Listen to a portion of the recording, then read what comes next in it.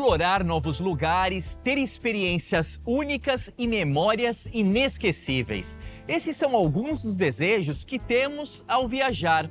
Hoje vamos embarcar por um passeio pelo centro de Santos, um lugar repleto de história e de paisagens arquitetônicas. A viagem já começa especial, porque vamos fazer o percurso de bonde. Isso mesmo, de bonde. Vamos pegar a linha turística. Eu estou super curioso e quero saber o que as pessoas estão achando dessa ideia. Vamos embarcar nessa? Quem vem comigo? Tenho vindo algumas vezes a Santos, estou apaixonada pela cidade. É muita história, muita coisa linda por aqui. É uma experiência nova para mim, para o meu menino. É muito legal, pensei que ia ter poucos lugares, mas é bastante.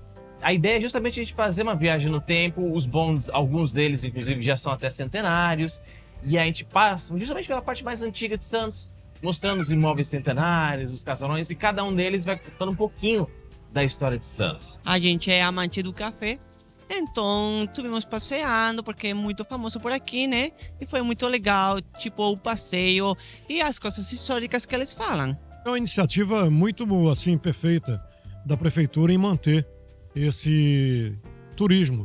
A gente se remete à história do Brasil, né? Durante o percurso pelo centro histórico, vamos percorrer patrimônios da arquitetura que compõem a paisagem de Santos desde pelo menos o século XVI. Hoje vamos conhecer o Conjunto do Carmo, a Igreja do Rosário e o Santuário do Valongo. Nossa primeira parada é aqui, no Conjunto do Carmo, um dos mais antigos exemplares do estilo barroco brasileiro. O complexo tem uma arquitetura incomum, com duas igrejas unidas por uma torre. A primeira igreja foi construída no século XVI e a segunda no século XVIII. Aqui vamos encontrar a benfeitora do Convento do Carmo, Marlene Mazei, que vai nos contar curiosidades sobre este lugar. Fiquei sabendo que tem uma pia de água benta por aqui. Será que é verdade? Essa pia de 1710, ela está exposta e colocada na Ordem Terceira, porque supôs que, naturalmente, antes da construção da Ordem, deveria haver uma capela com uma pia de água benta de pedra natural.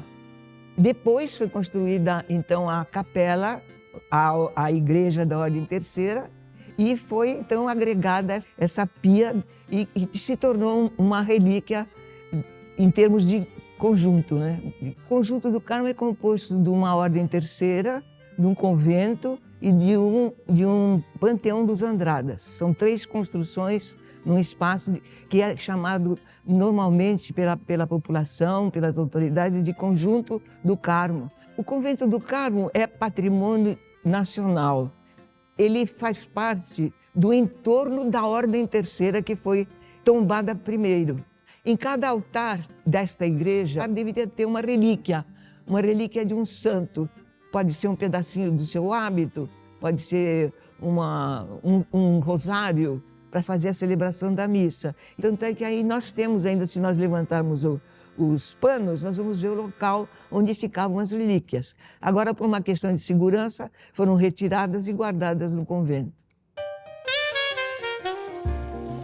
O Centro Histórico de Santos reúne um verdadeiro acervo sobre a história do nosso país, com prédios e monumentos emblemáticos de diferentes épocas. Com a consolidação da economia do café no fim do século XIX, Santos passa a se desenvolver em ritmo acelerado e ganha importantes construções. Quase um século depois, na década de 1990, graças à sua importância para o desenvolvimento do país, a cidade passa a investir no turismo como uma forte atividade econômica. Com estilo arquitetônico barroco e uma torre no centro, a Igreja Nossa Senhora do Rosário teve sua construção finalizada em 1822. No interior, vemos pinturas com inspiração árabe e imagens de 19 santos católicos, como o Santo Expedito e Nossa Senhora Aparecida. No teto, há imagens e símbolos sacros, que serviam lá no século XIX para se comunicar com os fiéis que não sabiam ler.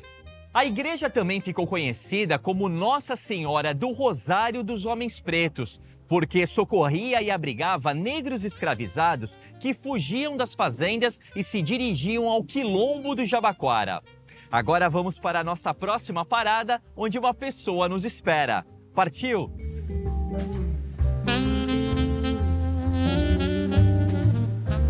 Muito obrigado, seu Josué. Chegamos à nossa última parada, o Santuário do Valongo. Quem vai nos acompanhar agora é o arquiteto Fernando Gregório, que vai nos falar algumas curiosidades sobre esse lugar incrível. Vamos lá?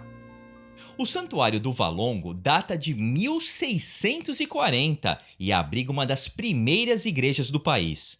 Também em estilo barroco, já recebeu a visita de um papa, o Papa Pio IX, e tem no altar um dos poucos tronos rotativos do Brasil.